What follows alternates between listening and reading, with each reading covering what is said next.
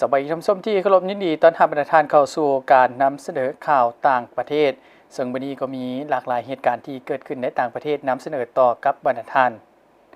สายพัวพันธุ์เวียดนามอินเดียขยายตัวเข้าสู่หลวงเลิกอย่างบ่หยุดยั้งในต้นเดือนพฤษภาคม2026ที่ผ่านมาทานโตเริมเลขาธิการใหญ่ประธานประเทศเวียดนามพร้อมด้วยคณะผู้แทนขั้นสูงเวียดนามได้ไปฮอดสนามบินทหารปารัมที่นครหลวงนิวเดลีเริ่มต้นการเยี่ยมยามทางรัฐกิจอินเดียตามคำเสนอของทานนาเรนดาโมดีนายกรัฐมนตรีอินเดียในระหว่างวันที่5-7 พฤษภาคมภายหลังไปฮอดนครหลวงนิวเดลีทานโตเริมเลขาธิการใหญ่ประธานประเทศเวียดนามได้ต้อนรับทานอาจิตดาวอที่ปรึกษาความมั่นคงแห่งชาติอินเดียการพบปะสองฝ่ายตีราคาการหัวมือด้านป้องกันความสงบนับมีบทบาทสำคัญในสายพัวพันธ์ของสองประเทศและเน้นหนักถึงการหัดแน่นการสมทบระหว่างบรรดาองค์การป้องกันความสงบองค์การปฏิบัติกฎหมายและวางแผนนโยบายให้ลึกซึ้งตึบอีก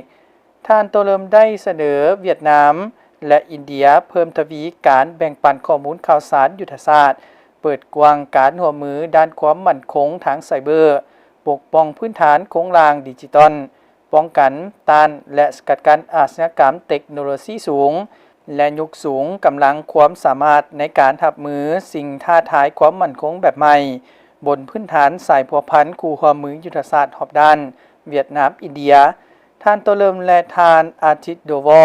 ได้เน้นหนักเป็นพิเศษถึงความจำเป็นของการสมทบในการต่อสู้ต้านการก่อการร้ายอาชญากรรมข้ามชาติการส่อโกงทางออนไลน์และภัยนับคูที่หาก่อพ้นเด่นประกอบส่วนรับประกันความมั่นคงแห่งชาติความเป็นระเบียบเรียบร้อยความปลอดภัยทางสังคมของแต่ละประเทศสองฝ่ายยังได้เห็นดีเป็นเอกภาพสุขอยู่การร่วมสัมพันธ์ระหว่างความมั่นคงกับการพัฒนาเปิดกว้างการหัวมือในของเขตเทคโนโลยียุทธศาสตร์เช่นปัญญาประดิษฐ์การหันเป็นดิจิตอลนวัตกรรมพลังงานและการบำรุงสร้างทรัพยากรมนุษย์ที่มีคุณภาพสูงนี่แม่นพื้นฐานอันสำคัญเพื่อยกสูงกำลังความสามารถเป็นเจ้าตนเองทางยุทธศาสตร์ของแต่ละประเทศในสภาพการแข่งแย่งด้านเทคโนโลยีทั่วโลกที่นับเพิ่มขึ้น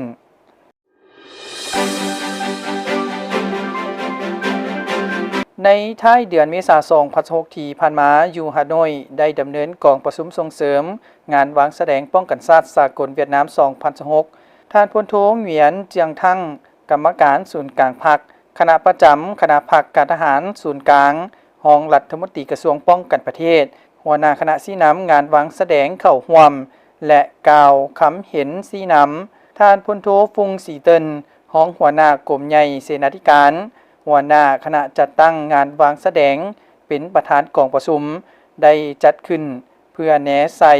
นะนำข้อมูลเกี่ยวกับงานวางแสดงป้องกันชาติสากลเวียดนาม2026และปลุกระดม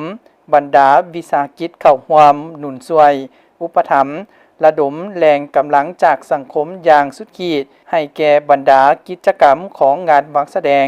เพื่อลดพรการพึ่งพางบประมาณของรัฐเทื่อละเก้าท่านพลโทเหงียนเจียงทั่งเน้นหนักว่า